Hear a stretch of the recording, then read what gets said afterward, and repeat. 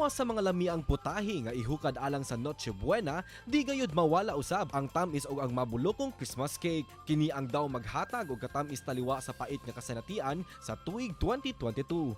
Gumikan sa krisis nga atong nasinati, ubay-ubay usab kanato ang mahalan na sa presyo niini. Apan pinaagi sa cake Bento nga gipauso sa usa ka cake baker nga si Grace Donayre, lumad nga taga-Dakbayan sa Talisay, posible nang makatilaw og malakip sa Noche Buena ang lamiang Christmas cake. Kay bisan pa man sa kagamay niini, nagpabilin gihapon ang katamis niini nga daw nagbilin og pahiyom kanato. Busa atong sayran ang pipila sa mga basic Christmas design nga patok karong Pasko dinhi lang sa GMA Regional TV Live.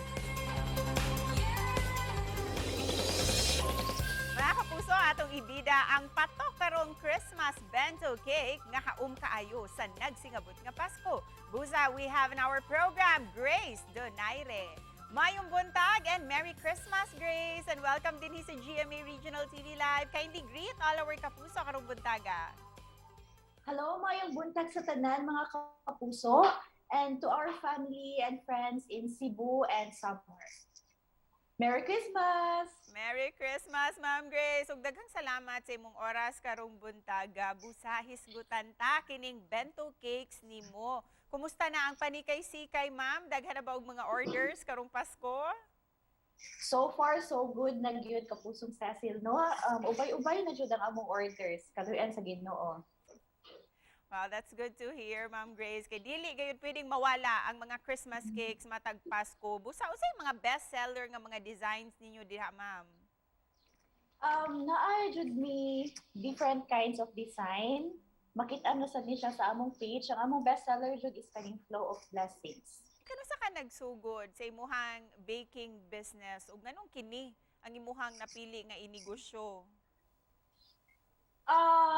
Nag-start jud ko as a home baker few years back, and then ako jud tanan from taking orders to baking, decorating until delivery noon, and then pag sa kasagsagan sa pandemic, nag-open mi og shop near Talisay City Hall, and the rest is a history. Wow. Karong buntaga, ma'am, mamahimo ba ming magpatudlo og mga basic Christmas design din ha? Labi na sa ato ang mga kapuso nga nagtan-aw karon. Sure, kapusong Cecil.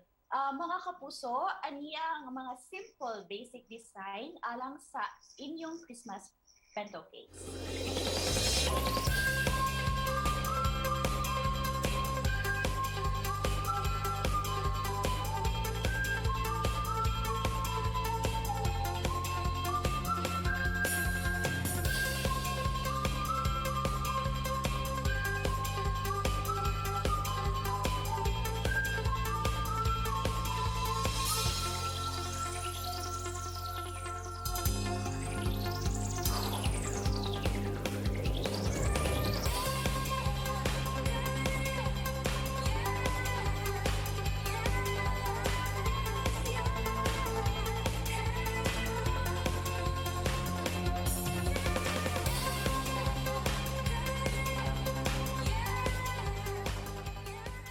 Wow, they all look very, very delicious. O Christmas feels, gayod ang mga bento cakes. Para kanimo, ma'am, ganong kinahanglan nga pirmi gayod sa naa sa lamisa ang mga Christmas cakes, ilabi na inig ka Christmas Eve celebration?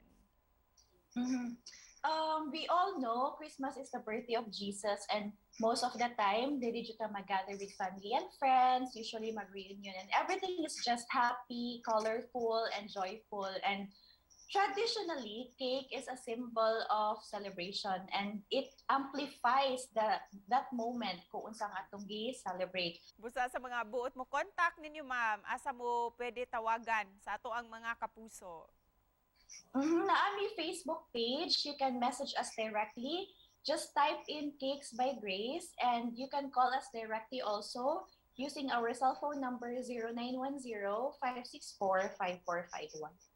Okay, sipa na po, Ma'am Grace. So, sa Christmas message nimo para sa ato ang mga kapuso karong buntaga? Yes, let's celebrate Christmas with a peaceful heart. this year mas daghan jud kag reasons to celebrate Christmas and be grateful sa tanan kung unsa ang naa nato karon. And Merry Christmas usab kanimo, Ma'am Grace, ug daghang salamat sa oras imong gigahin karong buntaga.